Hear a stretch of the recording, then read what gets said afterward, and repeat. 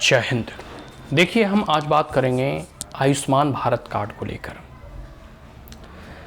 भारत में देखो या फिर कोई भी अगर आप देश में देखोगे तो एक सामान्य जो जन होते हैं, middle class, lower middle class या अपर मिडिल क्लास भी कह लो, और पुअर और vulnerable section of the society की भी अगर बात करूं तो अगर कोई भी व्यक्ति के घर में एक कमाने वाला हो या दो भी कमाने वाला हो, लेकिन सबसे ज़्यादा स्थिति तो अगर भारत में देखोगे तो क्योंकि यह मेल डोमिनेटेड सोसाइटी है तो पुरुष ही जो है बाहर का काम करते हैं, रोजी रोटी करते हैं। शहरों में महिलाएं भी करती हैं, लेकिन मोर और लेस कहने का मतलब यह है कि कोई भी व्यक्ति अगर कमा रहा हो और अगर वह बीमार पड़ जाता हो तो आपको पता है उसकी तो नौकरी चली ही जाती है, साथ साथ जो घर की आर्थिक स्थिति होती है, जो साजो सामान खेती बाड़ी घर में भी होता है, वह भी बेचकर उसको दिखाने में खर्च हो जाता है।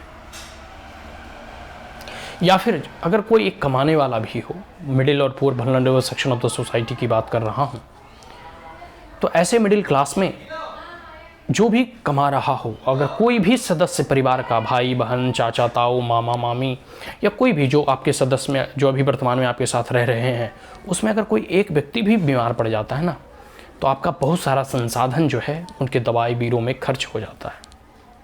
और ये हमारे और आपके घर की बात नहीं है, पूरे के पूरे सामान्य जनों की बात है, जो ऐसे मिडिल क्लास लोगों के जो है हर घर की यही कहानी है। ऐसा कहा जाता है कि लगभग हमारा जो है 1/3 हिस्सा जो है स्वास्थ्य के कारणों से जो है कह सकते हो हमारा धन, एक हमारा मतलब जो इतना हम इनकम करते हैं उसका 1/3 लगभग हम स्वास्थ्य कारणों के ऊपर खर्च कर देते हैं। अब आप समझ नहीं सकते हो कि ये तो आप एक पूरी की पूरी जो है एक सामान्य से घर का मैं उदाहरण दिया, सोचो कि पूरे भारत में लोगों की क्या स्थिति होती होगी।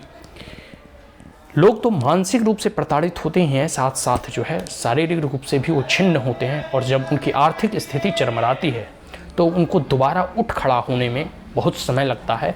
और जो एक अपर मिडिल क्लास में होते हैं वो मिडिल क्लास और या लोअर मिडिल क्लास में तुरंत आ जाते हैं। और अगर किसी भी ऐसे मिडिल क्लास या लोअर मिडिल क्लास के घरों में तबीयत खराब होते हैं लोगों का, तो उसकी आर्थिक स्थिति इतनी चरमरा जाती है कि वो बिलो पॉवर्टी लाइन के नीचे आ जाते हैं। अब स्वास्थ्य पर अब तक की जितनी सरकारों ने खर्च किया या जितने भी कह सकते हो ना कि वादे किए गए, ये सब एक कह सकते हो ना कि ढकोसला ही था। मोदी जी के आने के बाद आयुष्मान भारत कार्ड की योजना लाया गया, जिसमें लगभग 22.74 करोड़ जो है परिवारों को, 22.74 करोड़ परिवारों को, एक परिवार में जितने भी सदस्य हैं उसको एक इंश्योरेंस के तहत कवर किया गया। आयुष्मान भारत उनका कार्ड बनाया गया। इस कार्ड में लगभग 5 लाख तक का जो कह सकते हो कि आप इलाज मुफ्त करा सकते हैं। आपके परिवार का कोई भी बीमार पड़ता हो तो उसमें जो है इंक्लूडेड होते हैं, और तो वो फिर अपना इलाज करवा सकते हैं 5 लाख तक। उसमें है एडमिट होने के 3 दिन पहले और आगे जितना भी दिन एडमिट रहते हैं, मोर और लेस आप कह सकते हो कि कह सकते हो 15 दिन 20 दिन जितना दिन भी वो आप एडमिट रहते हैं, वो एक अकॉर्डिंग टू हॉस्पिटल और बीमारी के अकॉर्डिंग पता चलता है। लेकिन लगभग 22.74 करोड़ लोग जो है का आयुष्मान भारत कार्ड बना, और इस आयुष्मान भारत कार्ड से उन्हें जो है लाभ प्राप्त हुआ। तो ये अब तक के आंकड़े हैं कि मोदी जी के आने के बाद, और जब से आयुष्मान भारत कार्ड योजना को लॉन्च किया गया उसके बाद से, तो मोदी जी के बाद से ये हेल्थ के क्षेत्र में उठाया गया एक अहम और महत्वपूर्ण कदम है।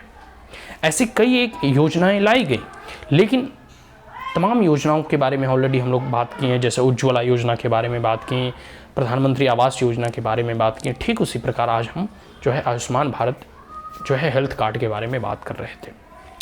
और इसी योजना के तहत अब एक प्रकार से कह सकते हैं कि आत्मविश्वास मिलता है कि चलो हमारे पास एक आयुष्मान कार्ड है तो हम पूरे परिवार को इसमें सुरक्षित कर सकते हैं। कहीं कोई बीमारी है तो उसमें हम इसका इलाज करवा सकते हैं। और सरकारी हॉस्पिटल में तो मुफ्त इलाज होगा ही, साथ साथ बहुत सारे ऐसे प्राइवेट हॉस्पिटल्स भी हैं जिसमें कि आयुष्मान भारत कार्ड अलाउ किए जाते हैं।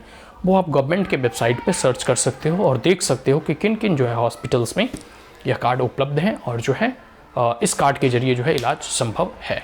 तो एक प्रकार से कई बार होता है ना कि कोई सरकारी हॉस्पिटल में मान लेते हैं ये सुविधा उपलब्ध नहीं है, उस परिस्थिति में हम प्राइवेट हॉस्पिटल भी जा सकते हैं, और जो हॉस्पिटल जो है ऑलरेडी कह सकते हो इससे लिंक है, उस हॉस्पिटल में हम उसका इलाज करा सकते हैं।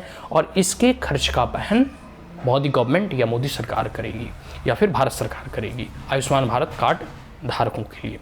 तो एक समय जो है ना कि इस कह सकते हो कि योजनाओं को पूरे विश्व में जो है ना एक कह सकते हो अमेरिका के राष्ट्रपति हुए, ठीक है, उस राष्ट्रपति के नाम से एक इसी प्रकार का इंश्योरेंस या हेल्थ कवर था जैसे ओबामा केयर, ठीक है, ओबामा जो हुए, ठीक है, बराक ओबामा, उनके नाम से ओबामा केयर के नाम से विश्व की सबसे बड़ी जो है हेल्थ इंश्योरेंस कवर था, या फिर हेल्थ केयर में पूरे के पूरे अमेरिका के नागरिकों को कवर किया गया था। लेकिन इस आयुष्मान भारत कार्ड योजना के आने के बाद, इस आयुष्मान भारत कार्ड के बनने के बाद इसे जो है मोदी केयर के नाम से भी जाना जाता है, और अभी पूरे के पूरे विश्व में यह सबसे बड़ी हेल्थ इंश्योरेंस कह सकते हो या फिर हेल्थ कवरेज है, जिसमें कि आम, गरीब, पुअर और vulnerable section of the society को इस कार्ड के माध्यम से 5 लाख तक का मुफ्त इलाज उपलब्ध कराया जाता है। तो पूरे विश्व की यह सबसे बड़ी जो है हेल्थ कवरेज आप मान सकते हैं। तो यह मोदी जी के शासनकाल से ही संभव हुआ है। मोदी जी के आने के बाद जो है गरीबों और कह सकते हो पिछड़ों और दलितों के उत्थान के लिए जो है यह जो प्रयास किए जा रहे हैं, इससे जो है पूरे के पूरे जो आम लोग हैं या लोअर या मिडिल क्लास के लोग हैं, उनके जीवन में भी एक आमूल चमूल जो है परिवर्तन आएगा। उन्हें यह घबराहट नहीं होगी कि अगर कोई सदस्य बीमार पड़ जाएगा तो हमें अपनी गाड़ी बेचनी पड़ेगी, हमें अपने घर बेचने पड़ेंगे, हमें अपने गाय बेचने पड़ेंगे, हमें अपनी ज्वेलरी गिरवी रखनी पड़ेगी, हमें अपने खेत बेचकर दिखाना पड़ेगा। ऐसी स्थिति से अब जो है प्रधानमंत्री मोदी ने उबारने का प्रयास किया। अब उनके पास यह एक आत्मविश्वास होता है कि कम से कम हम 5 लाख तक का तो इलाज करवा ही सकते हैं, ठीक है। तो ये प्रधानमंत्री मोदी जी का कह सकते हो कि जन कल्याण के लिए उठाया गया एक महत्वपूर्ण कदम है। मैंने सोचा क्यों ना आयुष्मान भारत कार्ड, आयुष्मान भारत के बारे में आज हम आपसे चर्चा करें। तो आशा करता हूं कि आपको यह वीडियो अच्छा लगा हो। So vote for BJP and support for BJP. आने वाले 2024 में मोदी जी को पुनः पूर्ण बहुमत के साथ सरकार बनाएं। जय हिंद।